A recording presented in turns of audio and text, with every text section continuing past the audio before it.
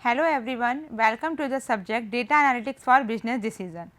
Now today I will discuss on the topic of data classification and also some introduction of data management.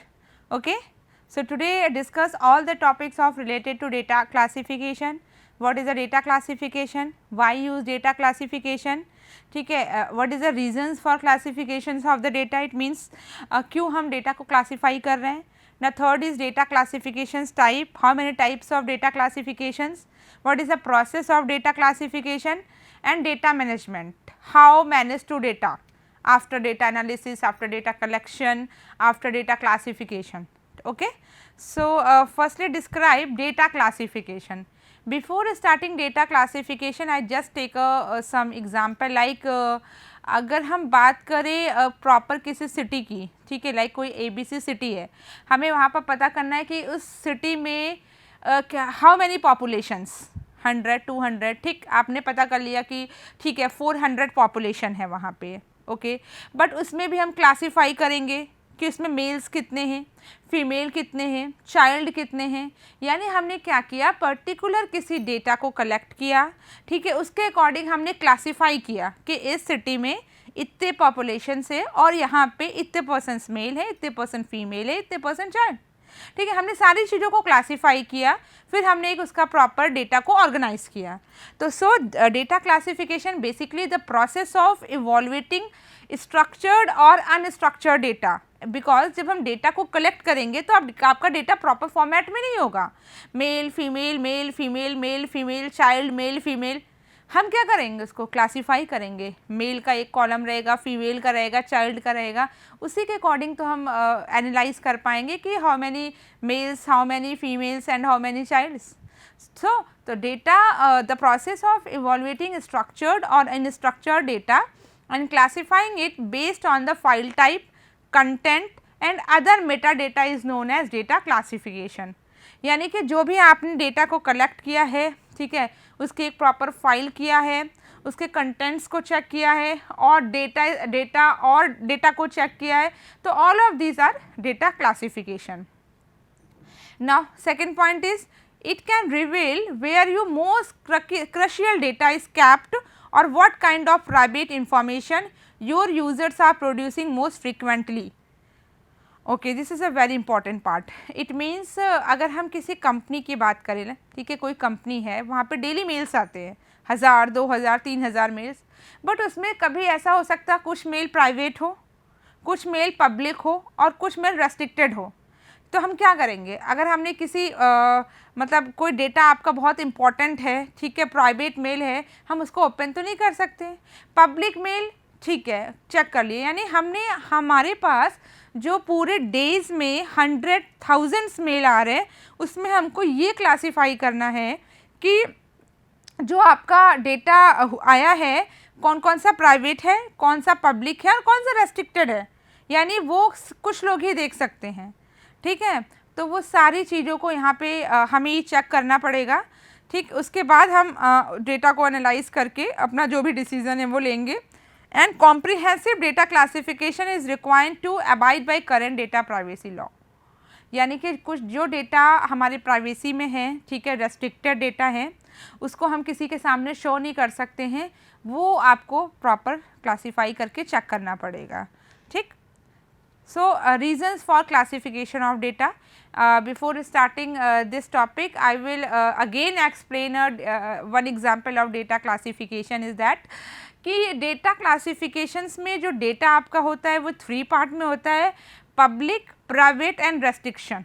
ठीक है, company में 100,000 mails daily to daily आते हैं, ठीक. वो सारे जो भी 1000 मेल आता है आप उसको चेक करते हो और आप उसमें चेक करते हो कि पब्लिक कौन से है, प्राइवेट कौन सा है और रेस्ट्रिक्शन कौन सा है. रेस्ट्रिक्ट यानी कि वो कॉन्फिडेंशियल मेल है, वो सेंसिटिव है, ठीक है. अगर वो किसी के पास चला गया तो वो रिस्क में आएगा, क्योंकि आप बिजनेस कर रहे हो और बिजनेस में प्राइवेसी का होना बहुत इम्पॉर्टेंट है, क्योंकि आपकी कंपनी ए कंपनी है और बी कंपनी भी वही सेल कर रही है जो आप कर रहे हो.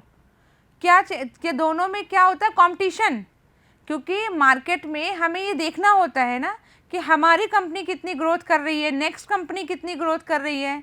उसका 70% हो रहा है, हमारा 60% हो रहा है, वाई?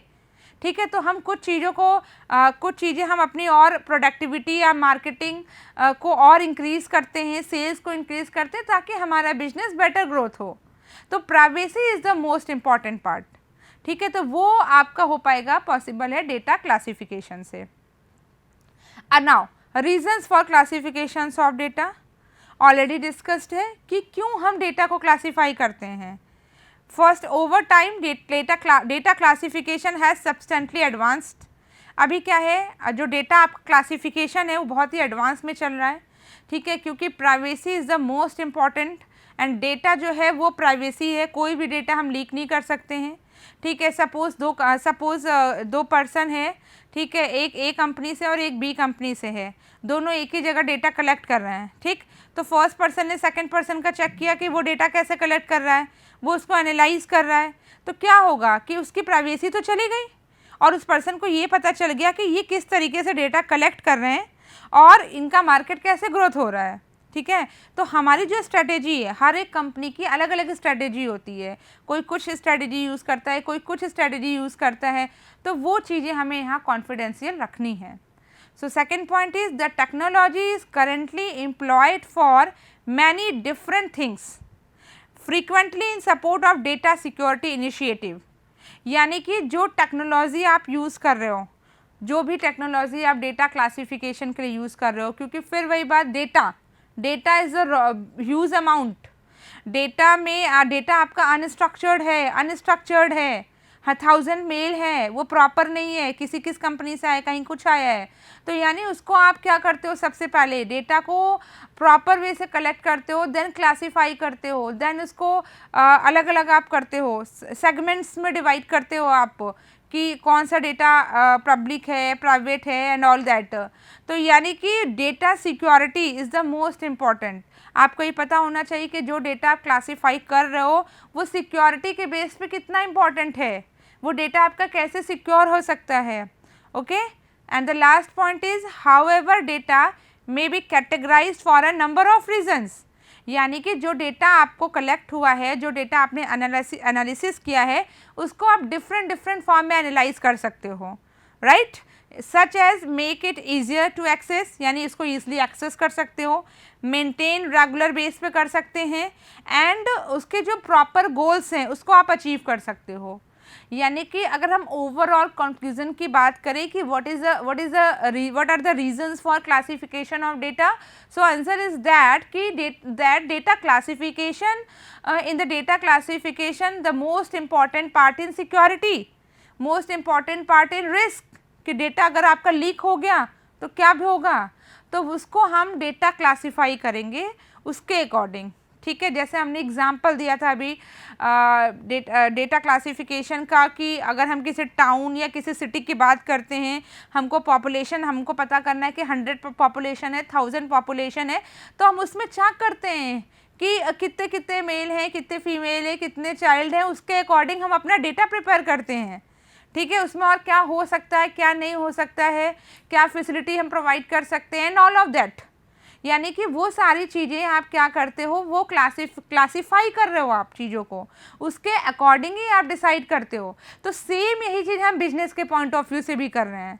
ठीक है, क्योंकि जब हम बिजनेस में कोई डिसीजंस लेते हैं तो कुछ डिसीजंस हमारे अपने खुद के होते हैं, कॉन्फिडेंशियल होते हैं, वो जब हमें अपने कंपनी के सामने शो करना होता है तब हम करते हैं।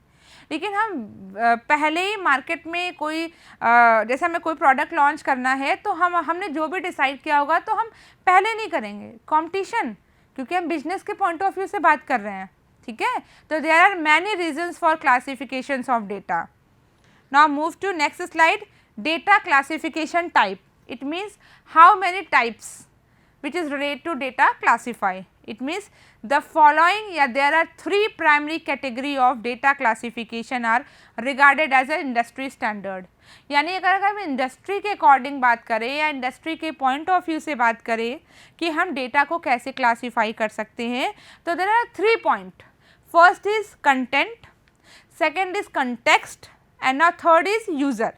इट मीन्स कंटेंट में आपके जो भी फाइल्स हैं, आपके जो डॉक्यूमेंट है, वो सेंसिटिव इंफॉर्मेशंस होते हैं। ठीक है, यानी कि जो आपका डेटा है वो आपने प्रॉपर किसी डॉक्यूमेंट्स में ऑर्गेनाइज्ड किया है, उसको प्रॉपर आपने फाइल किया है, ठीक है, उसको आपने सिक्योर रखा है अपने पास, ठीक। मतलब एक तरीके से हम बात करें तो ऑफलाइन यानी पेपर वर्क, हमने एक डॉक्यूमेंट्री किया है, फाइल्ड किया है, जो भी हमारे सेंसिटिव इंफॉर्मेशंस हैं, तो all of these are relate to in content data classification. Now second is context. Context में हमने जो भी डेटा को अपना कलेक्ट किया है या जो भी हम अपने डेटा को क्लासीफाई कर रहे हैं वो प्रॉपर किसी एप्लीकेशन के अंदर करेंगे। ये इट मीन्स या अगर हमने किसी ऑर्गेनाइजेशन की बात की कि हमें जैसे एचआर है, हमें कितनी सैलरी किसको देनी है, ठीक है, फाइनेंशियली जो भी रिकॉर्ड्स होते हैं, तो हम ऐसे डिस्क्लोज़ नहीं करते कि किसकी कितनी सैलरी है, ठीक है। या तो हम उसको अगर हम पेपर में लिख रहे हैं कि ये हमारे एम्प्लॉय हैं और हमने एक कॉलम बनाया सैलरी का, तो ये क्या, ये प्राइवेसी नहीं है? Because salary I think privacy, ठीक है, कि हम सबको शो नहीं कर सकते कि किसकी कितनी सैलरी है। तो हमने क्या किया, एक्सेप्ट पेपर या एक्सेप्ट फाइल और एक्सेप्ट डॉक्यूमेंट, हम ट्राई करते हैं कि वो एक पर्टिकुलर सॉफ्टवेयर है जो हम यूज़ कर रहे हैं, क्योंकि पर्टिकुलर सॉफ्टवेयर है तो ऑब्वियस सी बात है उसकी यूज़र आईडी एंड पासवर्ड होगा, वो सभी के पास नहीं होता है, वो जो भी एचआर है या एचआर की जो टीम है, हेड है, उनके पास ही होता है। तो कंटेक्स्ट में हम एक एप्लीकेशन यानी किसी सॉफ्टवेयर पे प्रॉपर एंट्री करते हैं, ठीक है, पेरोल सिस्टम बनाते हैं कि सैलरी हम किस बेस पे दे रहे हैं, कितना टीए, कितना डीएन वगैरह। अभी तो सब कुछ ऑनलाइन हो गया है, तो उससे क्या होता है, प्राइवेसी रहता है, ठीक है। अदर पर्सन को ये पता नहीं चल पाता है कि किसकी कितनी सैलरी है या कुछ भी, फाइनेंशियली मीन्स कुछ भी सैलरी हो या कुछ और etcetera. And now third part is user. It means data classification. अब यूज़र कैसे, यूज़र मीन्स कि यूज़र अपने नॉलेज के अकॉर्डिंग या उसने जो भी जज किया है उसके अकॉर्डिंग वो कैसे करेगा। मतलब कि जैसे कि हमें कोई डेटा क्लासीफाई करनी है, ठीक है, तो हम उसको कैसे जज कर सकते हैं, कैसे एक्नॉलेज, हमने हमारे पास जो भी प्रीवियस डेटा है, ठीक है, हमने उसको एक्नॉलेज किया, हमने चेक किया, हमने जजमेंट, प्रॉपर जजमेंट कि ये डेटा ओके है, करेक्ट है, ये डेटा इनकरेक्ट है, उसके अकॉर्डिंग हमने क्या किया, अपना डेटा को जो है वो क्लासीफाई किया। It means there are 3 types basically used in data classification. First is content, second is context and third is user. Okay, now move to next slide. Process of data classification. How many process of data classification, ठीक है, यानी कि जो भी हम data classification की बात कर रहे हैं वो आप कैसे प्रोसेस करोगे। ठीक है, डेटा क्लासीफाई करना है which is very typical task कि अगर हम हमारे पास मिलियंस डेटा है, उसमें से हम डेटा क्लासीफाई कर रहे हैं कि कौन सा रिस्ट्रिक्टेड है, कौन सा पब्लिक है, कौन उसमें प्राइवेसी रखना है, कौन सा डेटा काम का है, कौन सा डेटा नहीं काम का है, जो भी व्हाटएवर। तो ये हमारे लिए बहुत टिपिकल टास्क है। तो टेक्नोलॉजीज़ का यूज़ या टूल्स का यूज़ तो हम लास्ट में करेंगे, बट पहले तो हम एक प्रॉपर वे से स्टेप्स को फॉलो करेंगे ना। तो there are many steps in data classification. First is define the goal. It means यहाँ पे ये प्रोसेस ऑफ डेटा क्लासिफिकेशन के लिए हम यहाँ पर कोई भी एग्जांपल ले सकते हैं, ठीक है, कि लाइक सबसे पहले हमें ये हमारे ये ऑब्जेक्टिव्स क्लियर होने चाहिए कि हम जो डेटा क्लासीफाई करने जा रहे हैं वो डेटा है क्या, ठीक है। अब फॉर एग्जांपल हमने मेल की बात की थी, तो 100 मेल्स आए, ठीक है, उसमें से कुछ 1000 मेल आए, उसमें से कुछ मेल्स ऐसे होते हैं जो हमारे काम के होते हैं और कुछ मेल्स ऐसे होते हैं जो हमारे काम के नहीं होते हैं। तो हम जो काम के नहीं होते हैं वो उसमें हम डेटा क्लासीफाई नहीं करते हैं, उसको हम अलग रख देते हैं। जो मेल हमारे काम के, हमारी कंपनी से रिलेटेड है, ठीक है, क्योंकि मेल्स में बहुत सारे एडवर्टीज़मेंट्स आते हैं, बहुत सारी कंपनी जो है वो एडवर्टीज़ करती है, ठीक है, प्रोडक्ट के बारे में बताते हैं व्हाटएवर। तो उसमें हमें चेक करना है, यानी कि 1000 मेल में हमें ये भी देखना होता है कि कौन सा मेल हमारे काम के हैं, कौन सा नहीं है, जो है वो किस किस टाइप के, उसकी कैटेगरीज़ को डिवाइड करते रहते हैं। तो फर्स्टली हमारा जो डिसाइड होना चाहिए वो होना चाहिए एम्स, ऑब्जेक्टिव और गोल्स, कि जो डेटा क्लासीफाई करना है। अब ऑब्वियस सी बात है, अब आप पर्टिकुलर जिस कंपनी में होगे वहाँ पे आपको पता होगा कि क्या क्या वर्क हो रहा है, किस पे वर्क हो रहा है, किस से रिलेटेड मेल आ सकते हैं, ठीक है, उस पर आपको कैसे वर्क करना है, तो वो क्लियर होना चाहिए, वो आपका ऑब्जेक्टिव्स क्लियर होने चाहिए। Now second point is classify data types. अभी क्या है, आपके ऑब्जेक्टिव क्लियर हो गए, यानी कि आपने जो डेटा कलेक्ट किया था या जो डेटा जो मेल्स आपने फ़िल्टर किए थे उस पर आप डेटा क्लासीफाई करोगे, ठीक है। वही सेम उसके अलग अलग कुछ पार्ट्स होंगे, कुछ डेटा आपके प्राइवेट होंगे, कुछ पब्लिक होंगे, कुछ बहुत कॉन्फिडेंशियल होंगे, ठीक है, आप उसको क्लासीफाई करोगे ना। Third process decide on the classification level, यानी अभी क्या है, आपने डेटा आपका ऑब्जेक्टिव क्लियर है, आपने क्लासिफिकेशन डिफरेंट लेवल से कर लिया, ठीक है। आप डिसाइड करोगे आप कि किस लेवल में आपको कौन सा डेटा रखना है, ठीक है। जैसे हम एग्जांपल दिए थे वही male female and all child, ठीक है। तो यानी हमने एक कॉलम बनाया, मेल का एक, फीमेल का एक, चाइल्ड का, कितने एज ग्रुप्स के हैं, या एज ग्रुप का भी हम बना सकते हैं कि 30 to 40 एज में कितने पर्सन हैं यहाँ पे, 50 to 60 एज में कितने पर्सन हैं यहाँ पर। तो ये भी हम पर्टिकुलर डेटा को सेगमेंट्स में यानी डिवाइड करके हम डेटा को क्लासीफाई कर सकते हैं। And now next point is define the classification category and criteria. अभी क्या है, आपका ऑब्जेक्टिव क्लियर है, ठीक है, आपने क्लासीफाई किया, उसके बाद आपने लेवल्स में डिवाइड कर दिया। अभी आपको ये करना है कि कैटेगरी, क्राइटेरिया, कि आपको कौन से डेटा को किस क्राइटेरिया में रखना है। यानी प्राइवेट डेटा को अलग से रखना है, ये डेटा आपका प्राइवेट है, ये डेटा आपका वेरी कॉन्फिडेंशियल है, ठीक है, इसकी सिक्योरिटी होनी चाहिए, वो आपने अलग क्लासीफाई किया, ठीक है। ये डेटा पब्लिक है, ये डेटा हम किसी अदर पर्सन से भी डिस्कस कर सकते हैं और सो भी हो जाए तो कोई बात नहीं। यानी हमने क्या किया, जो भी डेटा हमको मिला, जो भी क्लासिफिकेशन ऑफ डेटा है, उसको हमने पर्टिकुलर क्राइटेरिया और कैटेगरी सेट कर दिया, ठीक है। यही सेम एग्जांपल हमने एज की भी ली थी कि अगर हमको ये पता करना है कि इस सिटी में यहाँ पे इतने पॉपुलेशंस हैं, इसमें एज वाइज कि 0 to 10 कितने पर्सन हैं, कितने चाइल्ड हैं, 10 to 20 कितने हैं, 20 to 30, यानी हमने उसकी कैटेगरीज डिवाइड कर दी, ठीक है, क्राइटेरिया डिवाइड कर दी, उसके अकॉर्डिंग हमने क्या किया, डेटा को क्लासीफाई किया। And now next point is define result and classified data use. It means जो डेटा आपने क्लासीफाई किया है कैटेगरी से, प्राइवेसी से, लेवल से, उसका रिज़ल्ट क्या है, क्या उसका रिज़ल्ट कि जैसे पॉपुलेशन में हमने बात किया था तो उसका रिज़ल्ट ये है कि 40 to 50 एज के 20% है, 50 to 60 एज के 30% है। यानी हमने क्या किया, पर्सन, इतने पर्सन है, इतने पर्सन है, इतने पर्सन है, यानी हमने रिज़ल्ट निकाला। अभी क्या है, आप जाके जब ये रिज़ल्ट दोगे या रिपोर्ट दोगे तो आप ये नहीं बताओगे ना कि 50 to 60 1 2 3, आप टोटल बताओगे कि 70 persons are include 50 to 60 age, 70% include this age. यानी आपने क्या किया, जो भी आपने क्लासिफिकेशन किया, जो भी आपने डेटा को क्लासीफाई किया, उसके अकॉर्डिंग आपने क्या किया, रिजल्ट निकाला।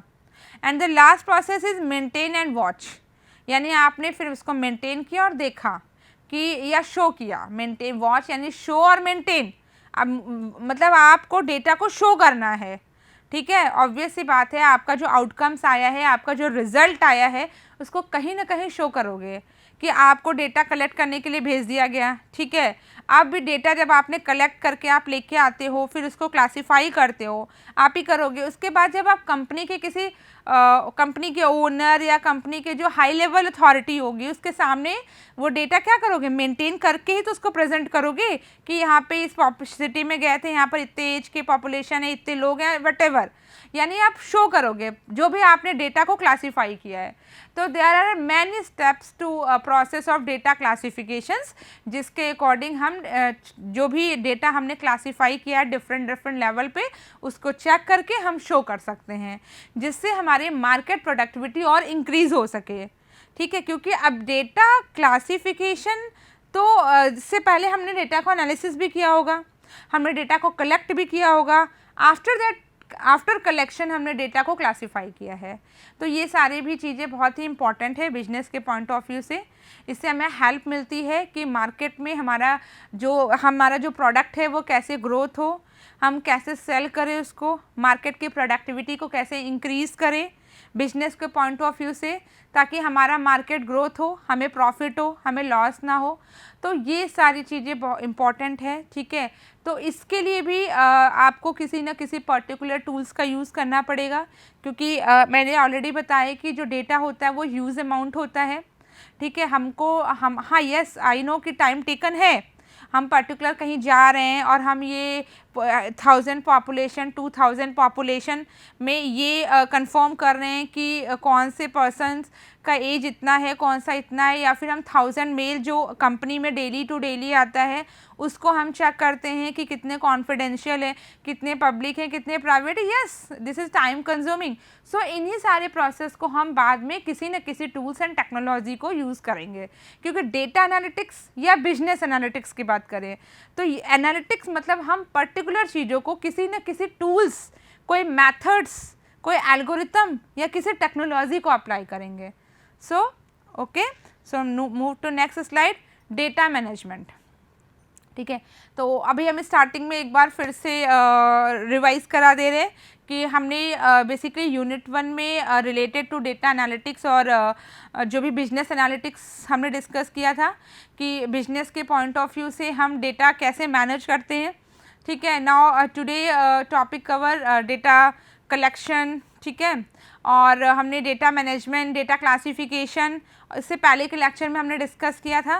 तो अभी क्या है, डेटा क्लासीफाई हो गया। ठीक है, अब कोई पर्सन है कंपनी का, उसने डेटा को क्लासीफाई किया और उसके सारे प्रोसेस को फॉलो किया, उसके बाद उसने शो किया कि ये डेटा है हमारे पास और ऐसा ऐसा है। अब कंपनी क्या करेगी, डेटा को मैनेज करेगी कि डेटा को कैसे मैनेज करना है। It means data manage is an administrative process that involve gathering, verifying, storing and processing the necessary data in order to guarantee the data visibility, accuracy and timeless for its consumer. Yes, it means अभी हम example की बात करते हैं, like XYZ कोई company है। ठीक है, उस कंपनी को कोई प्रोडक्ट ए सेल करना है। ठीक है, तो उसने क्या किया, मार्केटिंग की टीम को हायर किया। ठीक है, हो सकता है उसने कैनोपी भी लगवाया, हो सकता है उसने ऑनलाइन एडवर्टीजमेंट भी दिया हो, बहुत सारी चीज़ें हैं। ठीक है, तो वो क्या करेगा, हर जगह अपने डेटा मतलब उसने रिसोर्सेस जो है अपने लगा दिए, तो वहाँ से जो डेटा आया, ठीक है, वो उसने एक जगह स्टोर किया। ये काम कौन करेगा, वो जब सारा डेटा आपका कलेक्ट हो जाएगा तो जो एडमिनिस्ट्रेटर प्रोसेस है, एडमिनिस्ट्रेटिव वहाँ का, वो सारी चीज़ों को चेक करेगा कि जो डेटा गैदर्ड हुआ है, जो डेटा स्टोर हुआ है, वो कितना इम्पॉर्टेंट है। क्योंकि जो डेटा आप कलेक्ट करके लाते हो, ठीक है, वो ये ज़रूरी नहीं कि वो लायबल ही हो, कुछ फेक्स भी हो सकते हैं डेटा। ठीक है, तो वो सारी चीज़ें वेरीफाई की जाती हैं। ठीक है, उसमें एक्यूरेसी यानी कितना एक्यूरेट है डेटा। ठीक है, और वो जो भी है पर्टिकुलर कितने टाइम पे वो डेटा कलेक्ट हुआ है, यानी ओवरऑल डेटा को कैसे मैनेज करना है। Now second point is leading data management tools now guarantee the decisions are always based on accurate current data। यानी कि जो डेटा कलेक्ट हुआ है, जो डेटा करंट कलेक्ट हुआ है, जो डेटा मैनेज किया, ठीक है, उसमें से जो एक्यूरेट डेटा है वो हमने फ़िल्टर कर लिया, उसमें हमको उसके अकॉर्डिंग हमको डिसीज़न लेना है कि हमें आगे क्या करना है। ठीक है, जो भी वो पर्सन उसको मैनेज कर रहा है। Now last is the discipline of managing data as a priceless resources to maximize its value for company। यानी फिर हम कम से कम एक्सपेंस में ज़्यादा से ज़्यादा ग्रोथ कैसे करें कि हमें कैसे प्रॉफिट हो।